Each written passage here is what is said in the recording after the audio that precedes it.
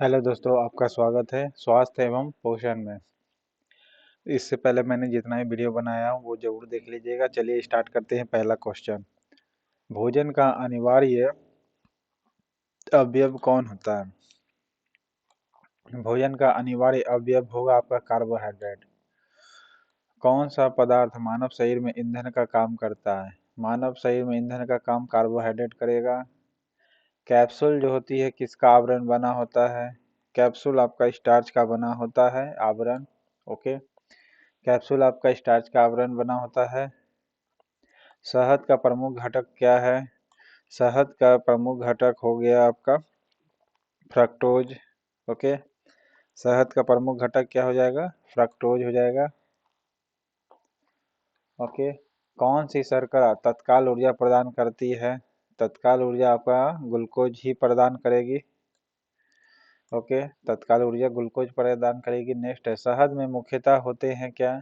शहद में मुख्यतः कार्बोहाइड्रेट ही होते हैं। ओके, नेक्स्ट है, सर्वाधिक ऊर्जा प्रदान करता है कौन? सर्वाधिक ऊर्जा आपका इस चारों में से ऑप्शन में कार्बोहाइड्रेट होगा। ठीक है, यही पर यूनिट के हिसाब से बात करिएगा तो फैट अगर आता तो फैट होता ऑप्शन। चलिए नेक्स्ट है, मानव शरीर में कार्बोहाइड्रेट पुनः संग्रह होता है। कहाँ संग्रह होता है? ग्लाइकोजेन के रूप में। ओके, मानव शरीर में कार्बोहाइड्रेट पुनः संग्रह होता है ग्लाइकोजेन। ओके, नेक्स्ट है, एथलीट्स को निम्न में से किससे जल्दी और ज़्यादा ऊर्जा मिलेगी? कार्बोहाइड्रेट से ज़्यादा और जल्दी ऊर्जा मिलती है। लंबे समय तक कठोर शारीरिक कार्य के पश्चात मांसपेशियों में थकान अनुभव होने लगता है। इसका होने का कारण क्या है? शरीर में लैक्टिक एसिड का संचय होने लगता है, यानी जमा होने लगता है, जिस कारण से क्या होती है? ये क्या होती है? थकानी महसूस होने लगती है क्या? जी नहीं, ग्लूकोज का अपक्षय होने लगता है। क्या होने लगता है? ग्लूकोज का अपक्षय। हाँ, जोड़ों में जो दर्द होगी वो लैक्टिक एसिड के कारण हो सकती है। ओके, लंबे समय तक शारीरिक कार्य करने के पश्चात मांसपेशियों में थकान अनुभव होने का कारण क्या है? ग्लूकोज का अपक्षय। ओके, ग्लूकोज का क्या होगा? अपक्षय होगा। नेक्स्ट है,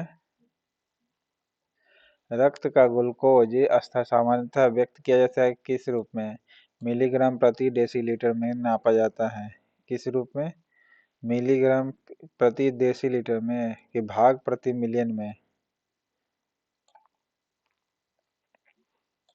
भाग प्रति मिलियन में।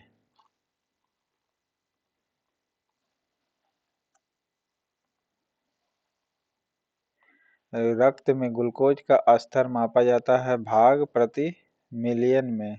ओके, रक्त में जो ग्लूकोज मापा जाता है किस रूप में नापा जाता है?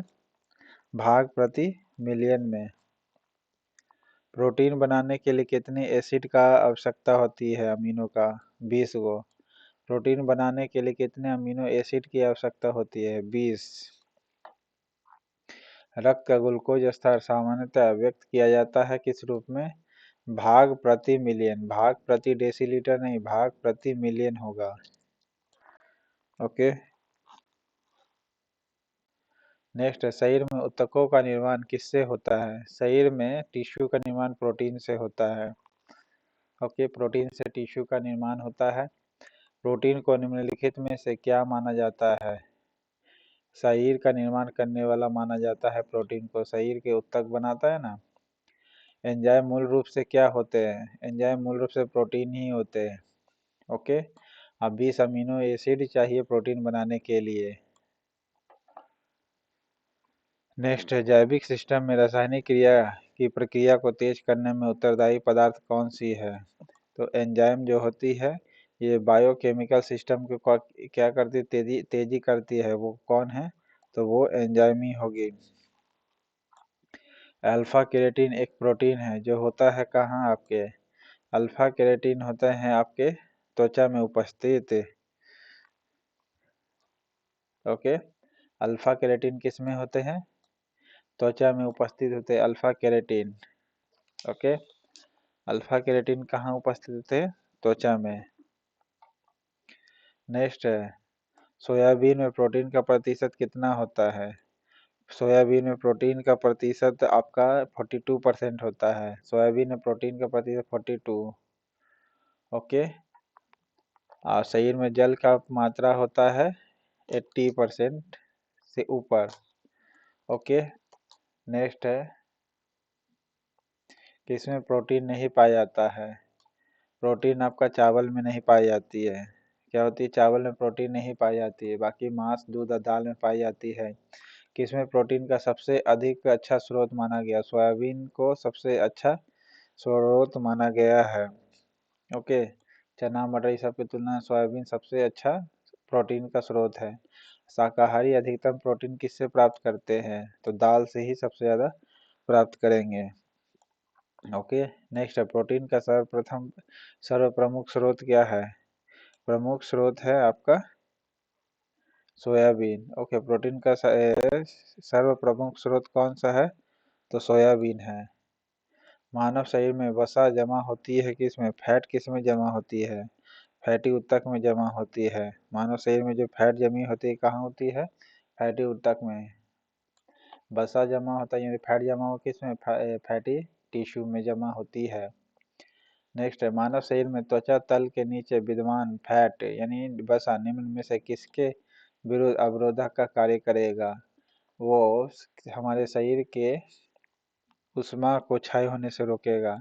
शरीर की ऊष्मा को क्षय के विरुद्ध कार्य करेगा। फिर से सुनिएगा, मानव शरीर में त्वचा तल के नीचे विद्यमान फैट यानी वसा किसके विरुद्ध अवरोधक का कार्य करेगा? तो शरीर की ऊष्मा का क्षय के विरुद्ध। नेक्स्ट है,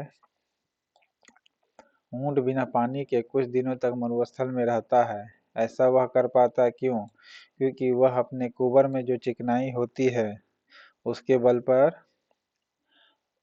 टिका रहता है यानी उसका प्रयोग करता है। कुबर में जो जमा होता है चिकनाई उसका प्रयोग करता है। भोजन में किससे प्रति ग्राम सर्वाधिक ऊर्जा प्राप्त होती है? प्रति ग्राम अगर बात किया जाए तो फैटी से पाया जाता है, वसा से। ओके। फिर उसके बाद कार्बोहाइड्रेट आती है। बोलेगा किससे ऊर्जा नहीं प्राप्त किया जाता है? तो बताइएगा विटामिन से। सिर्फ ऊर्जा फैट कार्बोहाइड्रेट वसा से पाई जाती है। नेक्स्ट, विटामिन शब्द किसने प्रतिपादित किया था?